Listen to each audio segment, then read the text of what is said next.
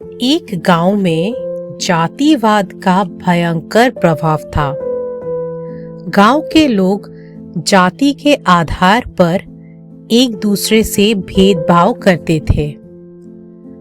तथाकथित ऊंची जाति के लोग अपने को श्रेष्ठ मानते थे और निम्न जाति के लोगों को नीचा दिखाते थे।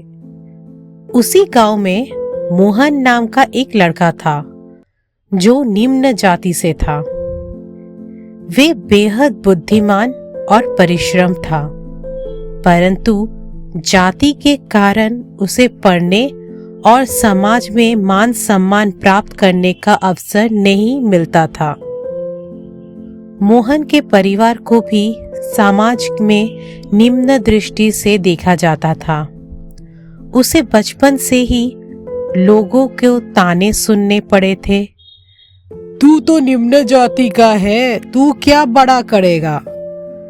लेकिन मोहन का हौसला कभी नहीं टूटा। वे शिक्षा को अपना हथियार बनाकर समाज में बदलाव लाने का सपना देखता था।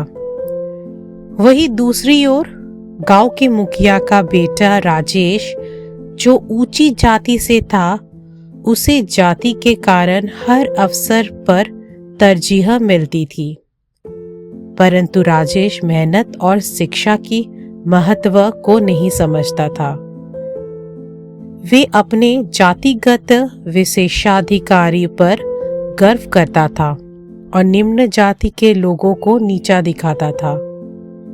समय बीतता गया।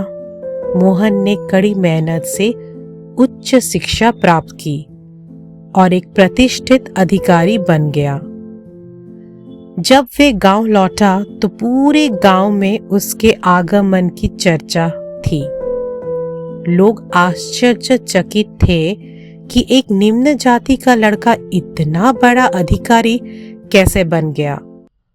उस दिन गांव के लोग उसे बड़े आदर और सम्मान से मिलने आए, जिसमें राजेश और उसके परिवार वाले भी शामिल थे। मुखिया ने मोहन से कहा, तुमने साबित कर दिया कि जाति से कुछ नहीं होता, बल्कि इंसान की मेहनत और काबिलियत ही उसे ऊंचाई तक पहुंचाती है। मोहन ने मुस्कुराते हुए कहा, हमें हमेशा ये याद रखना चाहिए कि हम सब एक ही मिट्टी से बने हैं। कोई भी जाति या धर्म हमें ऊंचा या नीचा नहीं बनाता।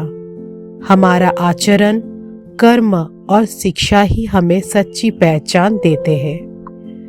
गांव के लोग मोहन की बातों से प्रभावित हुए और उन्होंने जातिवाद को त्यागने का निर्णय लिया।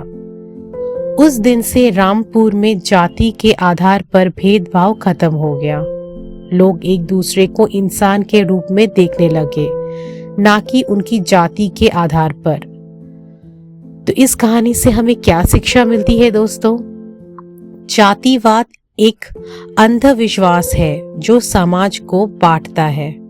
हमें ये समझना चाहिए कि हर इंसान का मूल्य उसकी जाति से नहीं, बल्कि उसके कर्म और गुणों से होता है।